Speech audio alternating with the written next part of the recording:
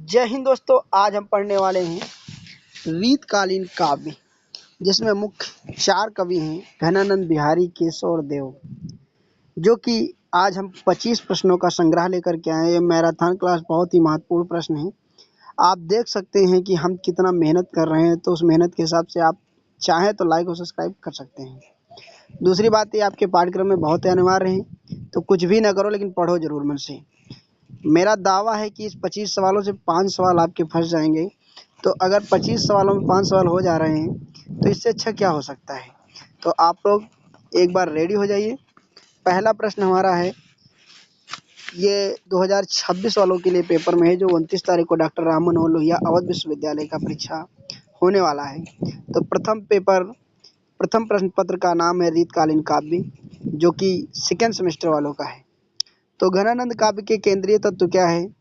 सवाल का जवाब क्या रहेगा देख लीजिए। घनानंद प्रेम के पीर कवि हैं। अगर कोई पूछा जाए कि प्रेम के पीर कवि किस कवि को कहा जाता है, तो घनानंद को कहा जाता है। तो घनानंद को प्रेम का पीर भी कहा जाता है। उसके बाद जो दूसरा सवाल है वो है, बिहारी ने सागर से घाघर भर दिया, यह कथन किसका है? हालांकि इस बात का कल एक हम सवाल पढ़ा रहे थे, तब भी डिबेट था। तो ये जो कथन है ये है आचार्य रामचंद्र शुक्ल जी का। अब इस बारे में हम जरूर बताएंगे। कल एक हम पढ़ा रहे थे, उसमें एक सवाल आया था कि सतसैया के दोहरे जो नाविक के तीर देखन में छोटे लगे घाव करे गंभीर। तो ये दोहा किसका है, ये पंक्ति किसकी है? तो वैसे तो ये पंक्ति महावीर जी ने कही है, लेकिन अगर ये पढ़ोगे कि गागर को सागर भरने वाले आचार्य रामचंद्र शुक्ल कहते हैं, तो आपका मन कहीं ना कहीं ये कहेगा कि ये पंक्ति भी आचार्य रामचंद्र शुक्ल जी की है, लेकिन ऐसा नहीं है। ये पंक्ति महावीर प्रसाद त्रिवेदी जी की है। उसके बाद नेक्स्ट सवाल है कि केशव हृदयहीन कवि थे, ये आक्षेप किस आलोचक ने लगाया है? देखिए, केशव के बारे में ऐसा कहना उचित या है नहीं है, वो अलग की बात है। पहले सवाल को समझिए। तो सवाल नंबर 3 है, इसका जो जवाब है वो आचार्य रामचंद्र शुक्ल जी हैं। क्योंकि आलोचकों में अगर सबसे अच्छा नाम किसी का आएगा तो आचार्य रामचंद्र शुक्ल जी का नाम अच्छे से लिया जाता है, आदर भाव से लिया जाता है। उसके बाद हमारा जो सवाल है कि 4 नंबर सवाल, घनानंद की सौंदर्य चेतना का मूल आधार है? ब्रह्मा रूप है, अलंकार है, आंतरिक भाव सौंदर्य है, प्राकृतिक चित्रण है। तो सवाल नंबर 4 का आंसर क्या रहेगा? आंतरिक भाव सौंदर्य।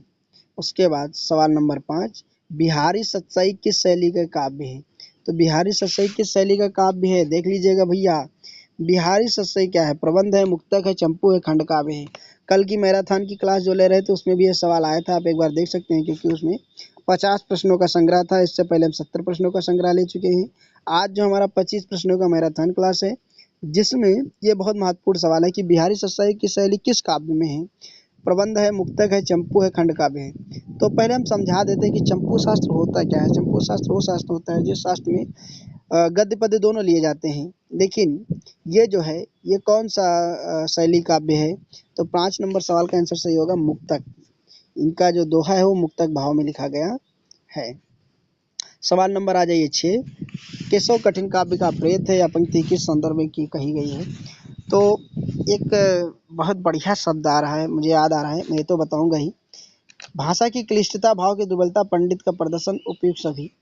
अगर बेसिक से देखा जाए तो तीनों हैं, लेकिन अगर तीनों में अलग अलग तरीके से दिया जा रहा है तो इसका सही उत्तर जो होगा वो होगा भाषा की क्लिष्टता। क्या होगा? भाषा की क्लिष्टता।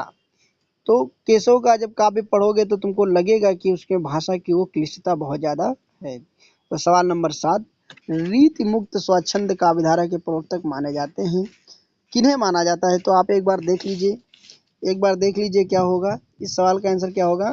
गा होगा, घनानंद को माना जाता है। उसके बाद बिहारी के संयोग श्रृंगार में प्रमुख विशेषता बताइए। वियोग की प्रधानता, मार्मिकता के व्यंजना, नक्शिक वर्णन, रूढ़िबद्धता। वैसे अगर देखा जाए तो ये मार्मिक इनके प्रसंग बहुत रहते हैं, जैसे कहात नटर रिजत खिजत मिलत खिलत लजियात भरे भुवन में करत है नैनन से दो बात। और लेकिन बात हो रही है संयोग श्रृंगार।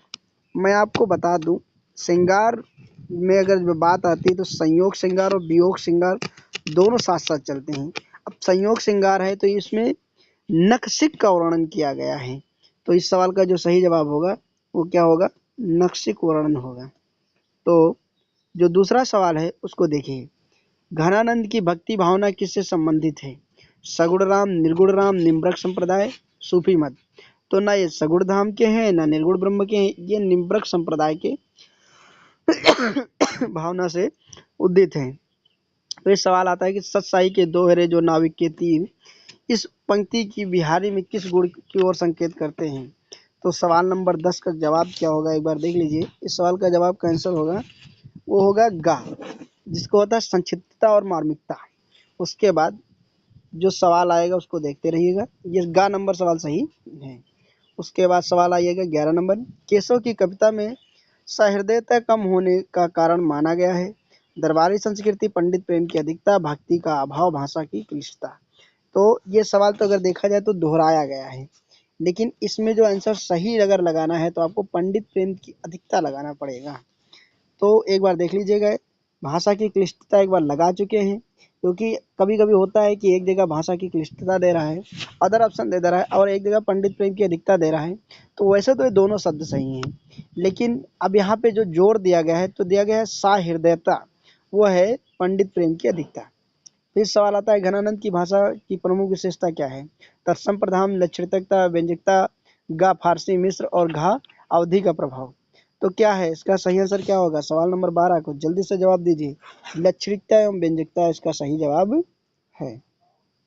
उसके बाद हमारा सवाल आता है, बिहारी को सफल मुक्तक कार सिद्ध करने वाला मुख्य तर्क क्या है। तो इस सवाल का जवाब थोड़ा सा रुक के दीजिएगा, ठहर के दीजिएगा, लेकिन समझ के दीजिएगा। प्रबंध कौशल पहला है प्रबंध कौशल, दूसरा है एक दोहे के पूर्ण भाव चित्र, तीसरा है छंद वैविध्य, और घा है कथात्मकता। तो 13 नंबर सवाल का जो सही उत्तर होगा वो होगा खा होगा, क्या होगा, खा होगा। उसके बाद हमारा सवाल आता है 14 नंबर। 14 नंबर सवाल आता है, केशव में सच्चे कवि की सरसता नहीं है, यह मत किसका है। बात क्या है भैया, केशव को क्यों आचार्य शुक्ल जी बार बार नकार रहे हैं, क्योंकि इस सवाल का जो सही जवाब होगा वो सवाल होगा आचार्य रामचंद्र शुक्ल। एक ये हो गए केशव दास, और एक व्यक्ति हो गए सूर्यकांत त्रिपाठी निराला जी, जिनको सांप झाड़ने का मंत्र कुकुरमुत्ता जैसी कविता को कहा जाता है। उनको भी ये बहुत ज़्यादा मतलब इन पर डिबेट टिप्पणी करते रहते थे। तो सवाल आया, घनानंद घनानंद के श्रृंगार वर्णन किसकी प्रधानता है। तो 15 नंबर सवाल का जवाब क्या होगा, देख लीजिए। संयोग है, वियोग है, नायिका भेद है, उद्दीपन है, उद्दीपन विवाह है। तो आप समझते हैं कि ये बहुत ज़्यादा लिखे हैं, वियोग में लिखे हैं, दर्द से टूटा हुआ क्या ही लिख सकता है। सवाल नंबर 16, बिहारी की भौतिकता का परिचायक है, क्या है। नीति के दोहे हैं, ज्योतिष और वेद का ज्ञान है, राजनीतिक का वर्णन है, उपयुक्त सभी हैं। तो 16 नंबर जो सही उत्तर होगा वो होगा उपयुक्त सभी। मैं 4 प्रश्न उपयुक्त सभी के लाया हूँ, जिसका मुख्य कारण ये है कि जहाँ पर उपयुक्त सभी दिख जाए वहाँ पर एक बार ठहर जाइएगा, उसको एक बार अच्छे से पढ़ लीजिएगा, उसके बाद उसका जवाब दीजिएगा, क्योंकि उपयुक्त सभी का जो होता है वो संशय हो जाता है कि ये शायद हो सकता है। फिर सवाल नंबर 17 की केशव के कला पक्ष की प्रमुख विशेषता क्या है। 17 नंबर सवाल का आंसर क्या होगा, अलंकार की बहुलता का, खा होगा चित्रकार, गा होगा सहज भवानीभूत, और छंद योजना। तो इसका सही उत्तर क्या होगा, एक बड़ा सा उत्तर दिया गया है, सहज भावनीभूत। तो सवाल नंबर 18 को आ जाइए, प्रेम पद्धति का संबंध किस काव्य धारा से है, रीतिबद्ध, रीति सिद्ध, रीति मुक्त और भक्ति। देखिए ये जो काव्य धारा है, तो अगर रीतकालीन की बात की जाए तो इसमें प्रमुख 3 ही काव्य धारा है, रीत सिद्ध, रीतिबद्ध, रीति मुक्त। भक्ति काव्य धारा अगर देखा जाए तो भक्ति काल में ज़्यादातर आता है, लेकिन अगर चारों में से उत्तर किसी एक को देना है तो उसका सही आंसर होगा रीति मुक्त काव्य धारा। अभी एक मैं क्लास लाऊंगा जिसमें बताऊंगा कि बिहारी की कौन सी काव्य धारा है, केशव की कौन सी काव्य धारा है, घनानंद की कौन सी काव्य धारा है, और देव की कौन सी काव्य धारा है, क्योंकि ये 4 ही हमारे पाठ्यक्रम में आए हैं और इनके दिए हुए श्लोक आए हैं। तो अगर देखा जाए तो बिहारी जी बिहारी सत्साई लेकर के आए हैं, घनानंद जी जो है वो अपना घनानंद जी का जो है वो अपना लाए हैं कवित्व। उसके बाद जो केशव जी हैं ये रामचंद्र का लेकर के आए हैं पाठ्यक्रम में। फिर सवाल नंबर क्या था कि बिहारी ने श्रृंगार के दोनों पक्षों की अधिक सफलता कहाँ पाई, वियोग वर्णन में, संयोग वर्णन में, दोनों में, समान नायिका भेद में। तो ये सवाल नंबर 19 का जवाब क्या होगा, एक बार देख लीजिए। इसका जवाब होगा संयोग वर्णन। क्या होगा, संयोग वर्णन होगा। फिर सवाल नंबर 20, भाव पक्ष की अपेक्षा केशव में कला पक्ष की अधिक सफलता प्राप्त हुई। तो सवाल नंबर 20 का जवाब क्या होगा, एक बार देख लीजिए, अच्छे से देख लीजिए। क्या है, आचार्यत्व की प्रधानता, हृदय की पक्ष की दुर्बलता, अलंकार शास्त्र का ज्ञान, उपयुक्त सभी। तो वो सही जवाब होगा उपयुक्त के सभी। फिर सवाल नंबर आ जाइए, किस घनानंद के काव्य में सुजान शब्द किसके लिए प्रयुक्त हुआ है, केवल प्रेमिका के लिए, केवल ईश्वर के लिए, केवल गुरु के लिए, प्रेम का ईश्वर दोनों के लिए। तो सवाल नंबर 21 का जवाब क्या होगा, ये बहुत महत्वपूर्ण सवाल है। अगर सुजान नाम आ रहा है तो एक बार सुजान सुजान को कहते हैं और एक बार सुजान ईश्वर को भी कहते हैं। इनकी कहानी क्या हुई थी हम समझते आते हैं।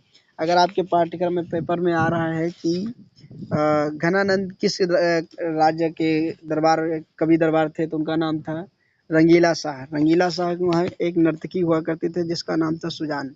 सुजान से इनको प्रेम हो जाता है, लेकिन अब जब बीच दरबार में राजा से कहते हैं कि प्रेम हो गया है, तो सुजान इनको ठुकरा देती है। और ये जब ठुकरा देती है तो ये जा करके बरसाना में राधे राधे राधे राधे सब गाधे ऐसी पंक्तियाँ गाने लगते हैं और उसके बाद ये बहुत बड़े कवि हो जाते हैं। और इनका जो सबसे देखा जाए महत्वपूर्ण है तो ये प्रेम के पीर हैं, ये दर्द को समझने वाले कवि हैं। तो मैं इतना कुछ बता रहा हूँ। तो सवाल नंबर ये 21 का जो उत्तर है वो यही है कि प्रेम का और ईश्वर दोनों। फिर सवाल नंबर 22, बिहारी का संयोग वर्णन किस हिंदी साहित्य में अमूल्य निधि क्यों माना जाता है। तो अमूल्य क्या है, बिहारी का संयोग वर्णन हिंदी साहित्य का अमूल्य निधि क्यों माना जाता है। तो 22 सवाल आंसर का जवाब होगा नायिका भेद के कारण, अनुभव की प्रमिकता का मार्मिकता, अलंकारों का कारण, छंद के कारण। तो इसमें जो मुख्य आंसर होगा वो होगा खा नंबर, अनुभव की प्रमाणिकता एवं मार्मिकता। कहत नटत रीझत खिजत मिलत खिलल लजियात, हरे भुवन में करत ही नैनन से दो बात। तो इस ऐसे ही लग गया है ना, समझ में आ गया होगा कि बिहारी जी कितना मार्मिक बात कहते हैं। सवाल नंबर 23, केशव को रीत काल का प्रथम आचार्य किसने कहा। अब देख लीजिए, ये सवाल महत्वपूर्ण सवाल होने वाला है क्योंकि सवाल नंबर 23 है। 23 सवाल नंबर में क्या होगा जवाब, एक बार देख सकते हैं अच्छे से कि रीत काल का प्रथम आचार्य किसने कहा। तो आचार्य रामचंद्र शुक्ल जी ने कहा। उसके बाद रीत मुक्त कवियों की प्रेम व्यंजना की विशेषता बताइए। शास्त्रीयता, स्वच्छंदता, तीव्र अनुभूति, नायिका भेद और चमत्कार। तो इसका सही जवाब क्या होगा, वो सही जवाब होगा खा। फिर सवाल नंबर 25, मुक्तक कवि का जो गुण होना चाहिए वो बिहारी के दोहों में अपने चरम पर पहुंचा है, इसका कथन किसका है। ये सवाल भूलिए के भी नहीं भूलिएगा, ये सवाल का उत्तर है आचार्य रामचंद्र शुक्ल। तो आज का मेरा वादा पूरा रहा, मैं आपको 25 सवालों का संकलन पढ़ाया। अब एक बार आप अपने हिसाब से पढ़ लीजिएगा, इसमें से कम 5 से 10 प्रश्न आपके पाठ्यक्रम में आना अनिवार्य है। बहुत महत्वपूर्ण क्लास थी इसलिए मैंने इसको रनिंग में दिया है, इसीलिए इसको मैराथन क्लास कहता हूँ मैं। और बहुत ही अच्छी क्लास है, तो आप लोग इसको पढ़िए और आनंद के साथ अपना पेपर देने जाइए। तो जय हिंद जय दोस्तों, आज यहीं तक, मिलूंगा अगले क्लास में। अब जो हमारा द्वितीय पेपर होगा उसको देखूंगा और उससे मेरी सारी क्लासेस संबंधित रहेंगी, क्योंकि इसके बाद अभी एक पेपर मैराथन की और क्लास लूँगा जो कि पेपर से मान लीजिए कि 3 घंटा पहले लूँगा। तो आप सभी लोग उस क्लास को भी ले सकते हो। जय हिंद जय दोस्तों।